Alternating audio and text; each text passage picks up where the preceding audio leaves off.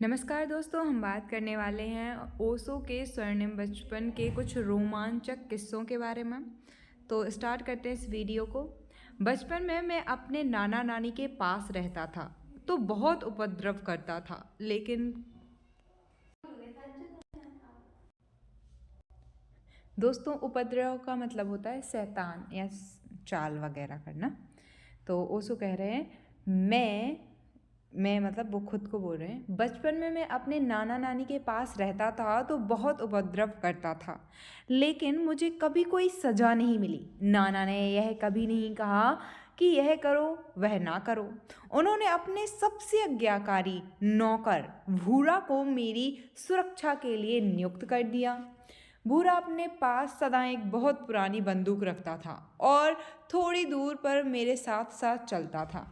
गांव वालों को डराने के लिए इतना काफ़ी था और मुझे मनमानी करने का मौका मिल जाता था। तुम कल्पना नहीं कर सकते कि मैं क्या क्या करता था, जैसे भैंस पर उल्टी सवारी करना। भूरा पीछे पीछे चलता था। बहुत समय बाद विश्वविद्यालय के अजैब घर में मैंने भैंस पर उल्टे बैठे हुए लाओत्सो की मूर्ति देखी। उसको देखकर मैं इतनी जोर से हंसने लगा कि अजैब घर का निर्देशक भागा भागा आया। उस समय मैं हंसी से लोटपोट हो रहा था, पेट पकड़कर जमीन पर बैठा हुआ था। उसने पूछा, क्या तुम्हें कोई तकलीफ है? मैंने कहा, नहीं, तकलीफ तो नहीं है, लेकिन इस समय आप मुझे अकेला ही छोड़ दें। मुझे अपने बचपन की याद आ रही है। मैं भी इस प्रकार भैंस की उल्टी सवारी किया करता था। मेरे गांव में तो क्या, समस्त भारत में कोई भी भैंस की सवारी नहीं करता, परंतु चीन के लोग बड़े अजीब हैं और लाओ त्से तो सबसे अजीब था। परंतु भगवान जाने कैसे मुझे बाजार में भैंस पर उल्टी सवारी करने की सूझी। शायद इसलिए कि मुझे वे तुकी बातें बहुत पसंद थीं। बचपन के वे दिन अगर मुझे फिर से मिल सकें तो मैं दोबारा जन्म लेने को तैयार हूँ। लेकिन तुम भी जानते हो और मैं भी जानता हूँ कि कुछ भी पुनरुक्त नहीं होता। इसलिए मैंने भी कह दिया कि मैं दोबारा जन्म लेने को तैयार हूँ। वे दिन कितने भी सुंदर हों, कोई ऐसा नहीं चाहता। मैं तो गलत नक्षत्र में पैदा हुआ। मैं उस ज्योतिषी से यह पूछना ही भूल गया कि मैं इतना शैतान क्यों करता था। मैं तो शैतानी के बिना रह ही नहीं सकता था। अब मेरी समझ में आता है कि मेरी शैतानियों के कारण मेरे नाना को कितनी परेशानी होती होगी।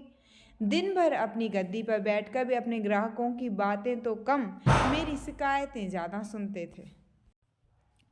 वे शिकायत करने वालों से कहते, आपका जो नुकसान हुआ है उसका हर्जाना मैं देने को तैयार हूँ, किंतु इसके लिए मैं उसको कोई सज़ा नहीं दूंगा।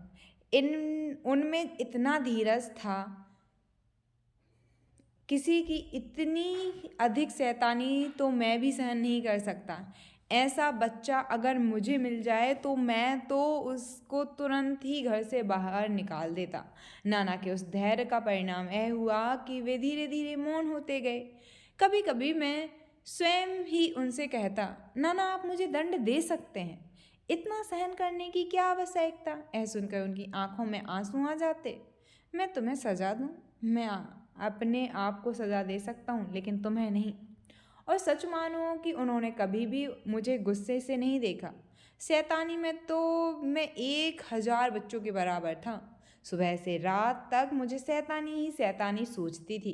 कभी कभी तो मैं रात को 3 बजे घर वापस आता, लेकिन उन्होंने कभी नहीं कहा कि इतने देरी से तुम क्यों घर आए, क्योंकि बच्चा इतनी देर से घर नहीं आता। क्योंकि कोई भी बच्चा इतनी देरी से घर नहीं आता। नहीं, एक बार भी उन्होंने ऐसा नहीं कहा और मेरे सामने तो वे दीवार पर लगी हुई घड़ी भी नहीं देखते। इस प्रकार से मैंने धार्मिकता सीखी। जब वे मंदिर जाते थे, मैं वे मुझे अपने साथ कभी नहीं ले जाते। मैं भी उस मंदिर में जाता था, लेकिन जब मंदिर बंद होता था कांच के मोती चुराने के लिए, धीरे धीरे मैंने सब मोती चुरा लिए। उस मंदिर में बड़े सुंदर फानुस लगे हुए थे। जब मेरे नाना को बताया गया कि मैंने फानुसों में लगे सब मोती चुरा लिए, तो नाना ने कहा, यह मंदिर मैंने बनवाया है, उसमें ये फानुस भी मैंने लगवाए हैं। उसने चोरी तो नहीं की, यह तो उसके नाना की संपत्ति है। मैं फिर से ये फानुस लगवा दूंगा। नाना रोज सुबह मंदिर जाते, किंतु उन्होंने मुझे कभी नहीं कहा कि तुम भी मेरे साथ चलो। उन्होंने कभी कोई सिद्धांत मेरे दिमाग में नहीं डाला। छोटे बच्चे पर सब लोग अपने विश्वास थोप देते हैं, किंतु नाना ने ऐसा नहीं किया। उन्होंने मुझसे एक कभी ना कहा कि तुम जैन हो। मुझे याद है एक बार सरकार द्वारा जनसंख्या की जा रही थी। जनसंख्या के अफसर ने हमारे घर आकर बहुत प्रकार की पूछताछ की। उसने जब नाना से उनका धर्म पूछा तो उन्होंने कहा कि उनका धर्म जैन है। तब उसने नानी का धर्म पूछा। नाना ने कहा, यह तो आप खुद उनसे पूछिए, क्योंकि धर्म तो व्यक्तिगत मामला है। इसके बारे में कभी कभी उनसे पूछा नहीं, मैंने कभी उनसे पूछा नहीं। अद्भुत आदमी थे। मेरी नानी ने कहा, मैं किसी धर्म में विश्वास नहीं करती, क्योंकि सब धर्म मुझे बचकाने लगते हैं। वह अफसर भौचक्का रह गया। यह सुनकर मैं भी बहुत हैरान हुआ। भारत में शायद ही ऐसी कोई स्त्री होगी जिसका धर्म में कोई विश्वास ना हो, किंतु नानी तो खजुराहो में जन्मी थी, शायद तांत्रिकों के परिवार में। तांत्रिक ध्यान करते हैं, वे किसी धर्म में विश्वास नहीं करते। पश्चिम के लोगों को आश्चर्य होता है कि बिना धर्म के ध्यान कैसे हो सकता है। सच तो यह है कि अगर किसी धर्म विशेष में विश्वास हो तो ध्यान नहीं हो सकता। धर्म ध्यान में बाधा डालता है। ध्यान करने के लिए किसी परमात्मा, किसी स्वर्ग या नर्क, दंड या डर या सुख के लोभ की कोई आवश्यकता नहीं होती। ध्यान मन के पार है और धर्म केवल मन है, मन के भीतर है। नानी कभी मंदिर नहीं गई, लेकिन उन्होंने मुझे एक मंत्र सिखाया। वह जैन मंत्र है, किंतु उसका संबंध केवल जैनियों से नहीं। यह तो केवल संयोग की बात है कि यह मंत्र जैन धर्म से संबंधित है। वह मंत्र है, नमो अरिहंत्राम, नमो नमो नमो सिद्धाणम, नमो नमो नमो आर्यरेणतम, नमो नमो नमो लोय सब साहुणम।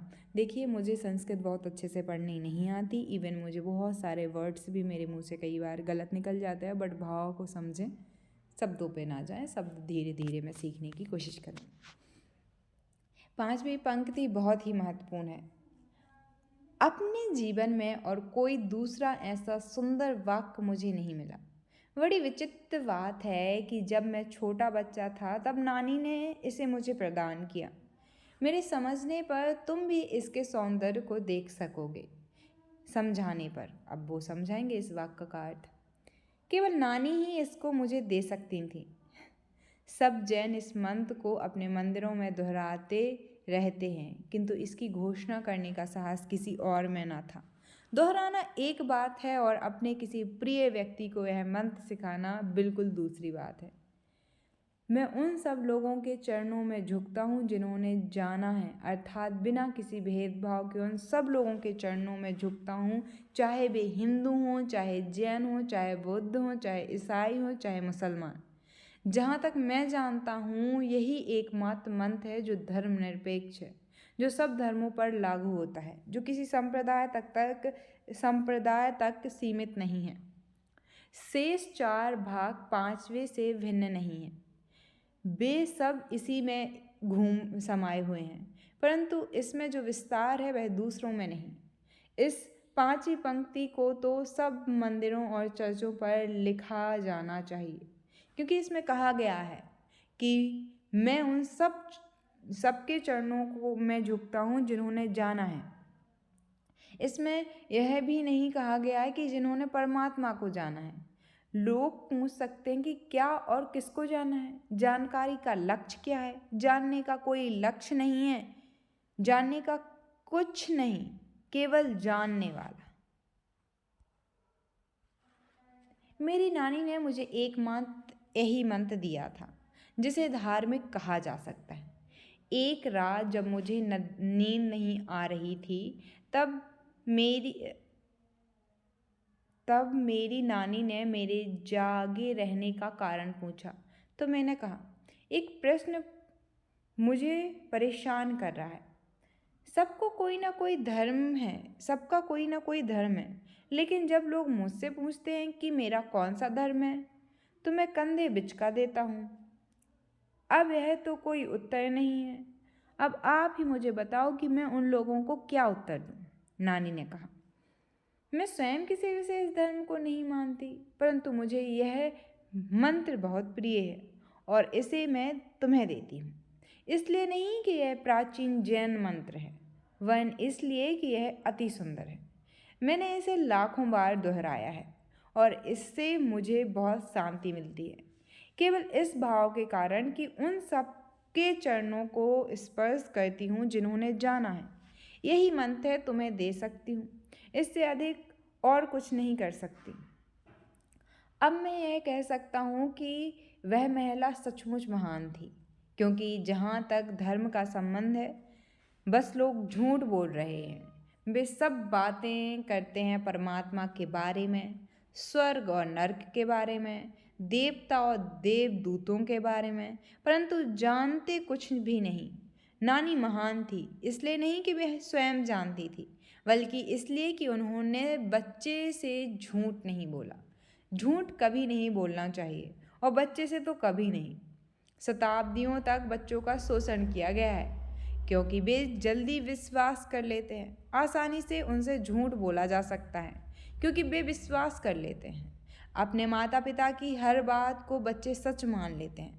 बच्चों को सदियों से झूठ बोला जा रहा है, इसलिए मानवता इतनी गिर गई।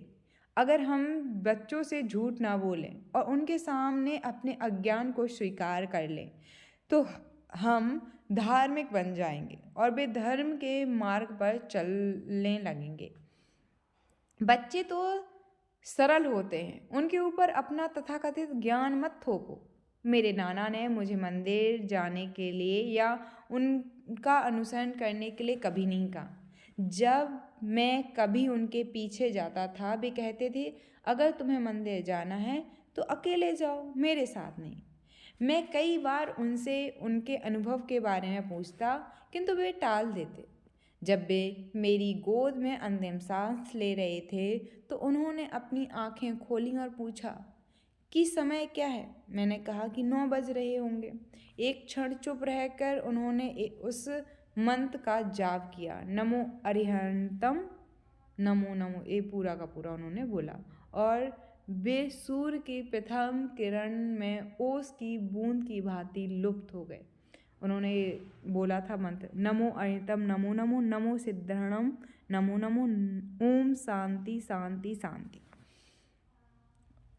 ओशो का मतलब हम सोचते हैं कि ओशो धर्म के बारे में इतना, क्योंकि देखो, किसी को भी हमें अगर अच्छे से समझना है तो उसके आसपास का वातावरण, उसका बचपन कैसे बीता, उस पर थोड़ी सी हमें बात करनी ही चाहिए, तभी हम समझ सकते हैं। और जब मैंने सोचा था कि मुझे ओशो को पढ़ना है, तो मैंने सोचा था कि जितना ज़्यादा हो सकेगा मैं उतना पढ़ूंगी। एंड सच में अच्छा लगा ये जान के कि बचपन में नाना नानी भी उनके इतने मतलब होशपूर्वक जीवन जी रहे थे एक तरीके से। चलिए 7वें पार्ट में अगली वीडियो में मिलते हैं।